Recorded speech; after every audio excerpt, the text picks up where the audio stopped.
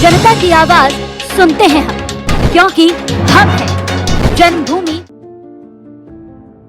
वैसे तो नेताओं का मुकदमों से चोली दामन का साथ होता है, लेकिन जब यही मुकदमे पड़े पड़े अपराध की श्रेणी में आ जाते हैं तो कई नेताओं की नेतागिरी अधर में चली जाती है। लेकिन आज हम उत्तर प्रदेश के जिस बाहुबली नेता के बारे में आपको बताने जा रहे हैं, उन्हें कत्ल के इल्जाम में फांसी की सजा सुनाई गई थी। हालांकि बाद में राज्यपाल ने सजा को माफ कर दिया था और बाद में यही बाहुबली नेता जन नेता के तौर पर उभरे और वहां की क्षेत्रीय जनता ने इन्हें बाबूजी के नाम से मशहूर कर दिया। पिछड़ों, दलितों और गरीबों किसानों की लड़ाई लड़ने वाले इस नेता का नाम है मित्रसेन यादव। चलिए अब हम आपको बताते हैं कि आखिर इतने बड़े नेता को क्यों फांसी की सजा दिए जाने का फरमान जारी कर दिया गया था। दरअसल ये बात है साल 1964 की, जब जटाशंकर तिवारी और सुरेंद्र तिवारी के दोहरे कत्ल के लिए मित्रसेन को साल 1966 में फांसी की सजा सुनाई गई थी। साल 1972 में कांग्रेस नेता कमलापति त्रिपाठी ने यूपी के राज्यपाल से इनकी माफी के लिए अपील की और 7 अक्टूबर 1972 को तत्कालीन कार्यवाहक राज्यपाल शशिकांत वर्मा ने इन्हें माफी दे दी थी। अयोध्या जिले की राजनीति की चर्चा मित्रसेन परिवार के बिना अधूरी लगती है। विधानसभा चुनाव हो या लोकसभा या फिर छोटी पंचायत का चुनाव, हर चुनाव में सेन परिवार का राजनीतिक रसूख सियासत के पटल पर आ जाता है। सेन परिवार के राजनीतिक रसूख को किसी और ने नहीं बल्कि कद्दावर राजनीतिक रहे मित्रसेन यादव यानी बाबूजी ने सींचा। मित्रसेन यादव के राजनीतिक सफर की अगर हम बात करें तो उनका राजनीतिक सफर वामपंथी दल मार्क्सवादी कम्युनिस्ट पार्टी से सर्वप्रथम साल 1972 में विधानसभा जाने का रास्ता जो तय किया, फिर लगातार मित्रसेन यादव साल 1972, 1977, 1980, 1993 और 2012 तक विधानसभा भवन में अपनी उपस्थिति दर्ज कराते रहे।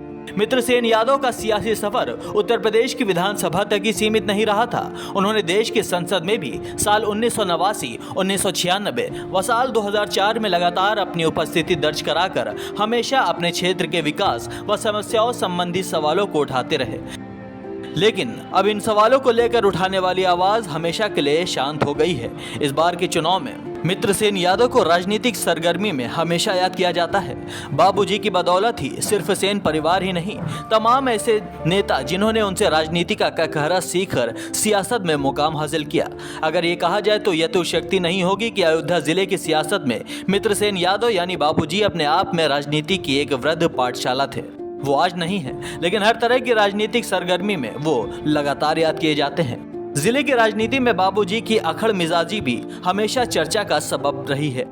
एक व्यक्ति और राजनेता दोनों के ही रूप में मित्रसेन यादव उर्फ बाबूजी ने अपनी एक अलग छाप छोड़ी है। जिले की राजनीति में 4.5 दशक तक बाबूजी के नाम से मशहूर रहे मित्रसेन यादव और सेन परिवार का सियासत में जो दबदबा 70 के दशक में बना था वो आज तक बरकरार है। सूबे की सत्ता में किसी दल की, लेकिन सत्ता के गलियारों में बाबूजी के नाम से मशहूर मित्रसेन यादव के सियासी रसूख की अनदेखी कोई नहीं कर सकता था।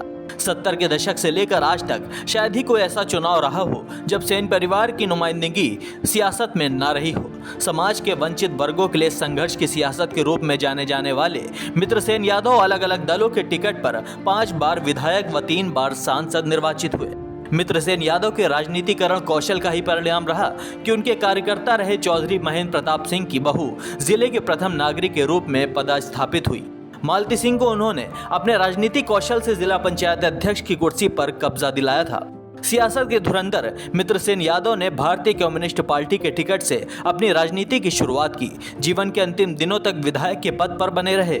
अब उनके पुत्र पूर्व मंत्री आनंद सेन यादव उनकी विरासत को आगे बढ़ा रहे हैं। उनकी पुत्र वधुएं जिला पंचायत और ब्लॉक प्रमुख के पद पर विजय प्राप्त कर चुकी हैं। इतना ही नहीं, उनके पौत्र अंकुर सेन यादव हरिंगटनगंज से ब्लॉक प्रमुख है।